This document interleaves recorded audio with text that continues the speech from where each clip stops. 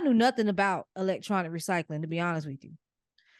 I ended up coming across a guy named eWaste Ben. And if you in the eWaste world, you have to know him.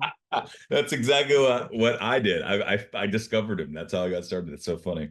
The book's And actually dedicated to him. that's freaking awesome. Because I'm gonna be honest with you, man. I think he's everybody's start. I think everybody Yeah. that decided to get into just e-waste or scrap world pivoted from him and just took their own approach.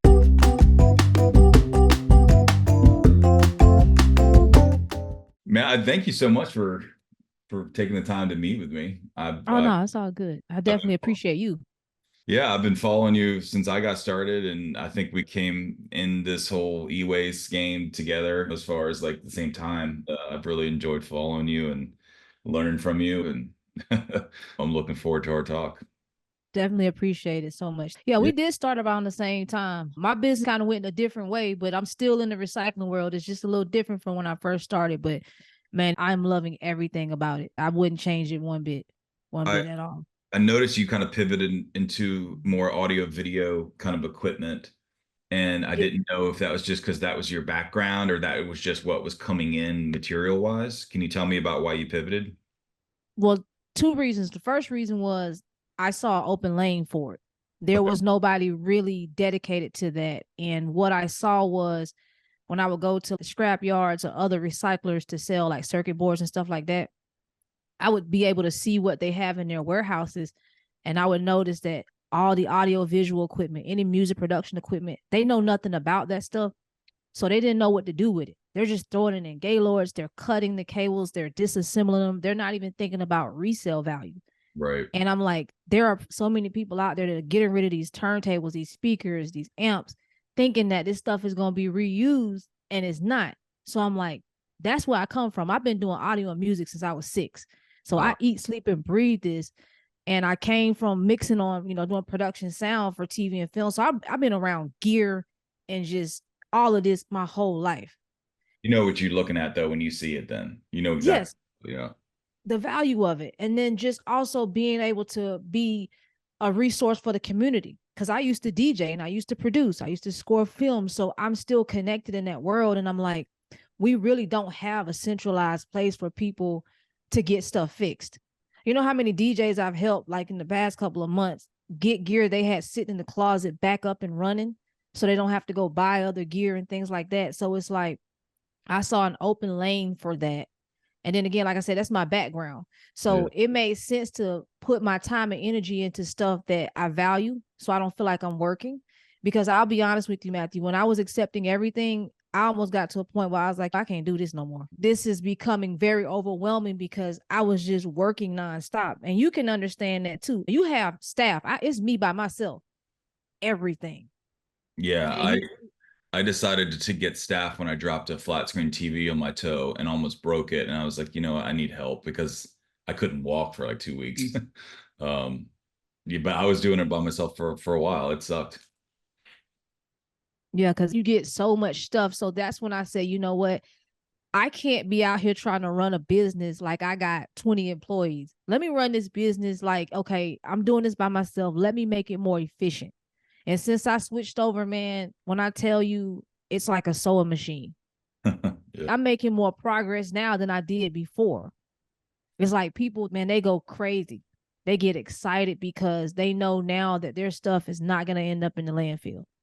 Yeah. It's going to get reused some kind of way, one way or another. That's why I'm very strict on what I take so I can spend more time saving the things that I can.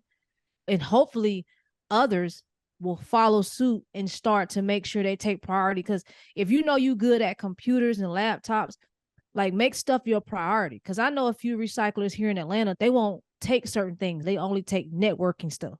They Mm. don't take computers. They don't take monitors. So having those specialized companies really helps offset the waste that comes into the bigger recycling facilities. I feel like within the next few years or so, we can definitely see a change coming because more people are starting to want to get back into more vintage. I get more people hitting me up about turntables and cassette decks than anything else. Wow. And even with you in the computer world, I know you deal with a lot of computers. You get a lot of, matter of fact, I saw you sold some computers to this guy. I think he's in Florida. Yeah. Came by your shop. I was like, oh, I know that man. And I'm like, See, that's your world right there. You're a place to be able to save that, because you know how many facilities be destroying those vintage computers. Oh, it breaks my heart. You know what I'm saying? So it's like you got that lane right there when it comes to just the whole vintage world and the upcycling and being able to move products. So I like the way you work as well. You got it figured out too. I appreciate it. This book that I'm writing is essentially about urban mining in your backyard. It's a very kind of micro scrapping approach. It's not like this instruction book that you follow, like a cooking recipe. I do want people to find their own lanes based on where they are, depending on what town they live in, how much access they have to material. I really think this upstream market where large recyclers are going to be relying on smaller recyclers like ourselves more and more. I want to be able to give some guidelines and some systems to be put in place, right, to help them more efficiently run a business so they don't have to learn the hard lessons that you and I had to learn getting started.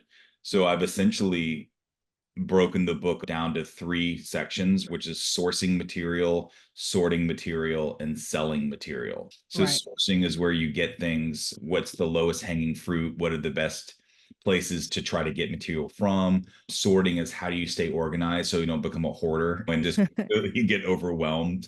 So coming up with a system there. And then selling is like what kind of items have the best secondary market value? What are the technologies you can use in order to sell them, like eBay and Facebook Marketplace and things like that. So knowing just the gist of what I'm trying to build in the book and the 3 sections. First, I want to know why you got started in e-waste and like what your entrepreneurial spirit recognized in the industry. It's crazy how I got into the whole e-waste thing. I've been into audio equipment, selling it, repairing and all that stuff for a while. And I would have all these circuit boards and stuff. And I was just looking up online. I'm like, I wonder if there's a company that like buys these broken circuit boards or boards that I can't really use no more. Because I knew nothing about electronic recycling, to be honest with you. I ended up coming across a guy named eWaste Ben. And if you in the e-waste world, you have to know him. That's exactly what I did. I discovered him. That's how I got started. It's so funny. The book's And actually dedicated to him. that's freaking awesome. Because I'm gonna be honest with you, man. I think he's everybody's start. I think everybody Yeah. that decided to get into just e-waste or scrap world pivoted from him and just took their own approach. It's like, okay, we see how he moving. Can't quite do it like him because he's been doing it for a long time. So he's accumulated all these sources and this ability to really scale. Oh, I haven't watched any of his videos in a while, but he is, man, oh man, Yeah. so awesome. So that's when I started looking around and I found a scrapping center, a recycling center here that took some e-waste. And then I later on found out about board sort and there's these different things. And I was like, this is something I can do because I'm already taking this stuff apart. Right. Because the stuff that didn't work, I would just part it out. See, I just really started learning how to repair electronics within the last 2.5, 3 years. Okay. Before, I just would swap out boards. I didn't really know how to do all that. I had to learn. Yeah. Because I was like, I'm losing out on money. I'm like, if I learn how to really repair this stuff, oh, I'm about to change the game. I'm going to be able to market not only a product, but a service as well.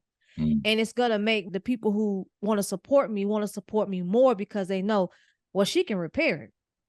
So it has a greater chance of not being put in the actual landfill. So when I started, I was more on the scrap side, just dealing with scrapping out stuff. And the one thing I noticed was I would never scrap out any audio stuff. I don't care if it didn't work. I don't care what it looked like. I would just hoard it. So I was like, man, I'm starting to see something here. I already like audio and music. Let me get away from everything else and just focus on that. That's how it went. It just started from me trying to find a way to make money off of broken circuit boards without selling them. I'm like, I got to find somebody to just buy them all. I don't want to put them on eBay. They're probably not going to sell. And I went down that rabbit hole and I was like, you know what? Because I was sound mixing. I was mixing on TV and film. I worked in location sound mixing, commercials, movies, all that kind of stuff. And this was during 2020, the pandemic. I was like, you know what? I don't know what's going to happen. I'm ready to go to something else. So I retired from that and created Cocothegeek, and the rest is history. Man, that's a great story. I mean, having this background in sound and audio at least allowed you to recognize like the soundboards that you played on as a professional, knowing that the company that you were working for probably spent a lot of really good money on that, and then it would have a secondary market to it. So it seems like curiosity is the center of both you and I's story. It's kind of the same thing. I was doing something else. I was at a yard sale, found some servers, and I just Googled. I was like curious, what's in a server that's worth something, and they kind of took it from there. And eWaste bin was the first resource that I found as well. I pretty much memorized all his videos. I've seen pretty much every single one of them. Maybe not the ones recently, but and that kind of took off. The same thing, pandemic. My wife and I, we owned a little vintage store together. Nothing survived the pandemic that wasn't a necessity. So we pivoted and went into e-waste and have never looked back and have never felt more rewarded, because something that you said was central to also the way that I see it.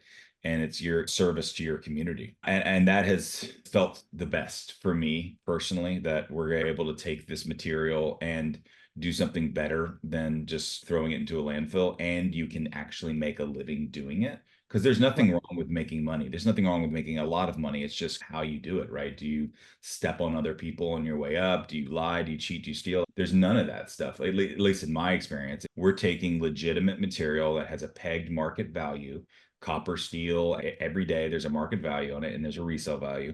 And then some of the specialty items for collectors, we resell it, and it goes on a bidding system. So it's not like we're gouging the market. I just feel like all the way around, it's checking all my boxes. But the central box in me, I am an entrepreneur, I'm a business person, so are you, but curiosity fuels those things, right? And I Right. and it's good to hear that it's the same spark in you as was the same spark in me, kind of kindred spirits there. And I think that there's a lot of Americans out there that are miserable in their job and are not enjoying what they're doing. Maybe they have a little space they can work with and could certainly benefit from backyard mining. You're in Atlanta and I'm outside of Nashville, and the amount of material that I see is embarrassing, like how It much is. material there is. Mm-hmm. And so building a network of micro scrappers, I think is going to really, really help the situation.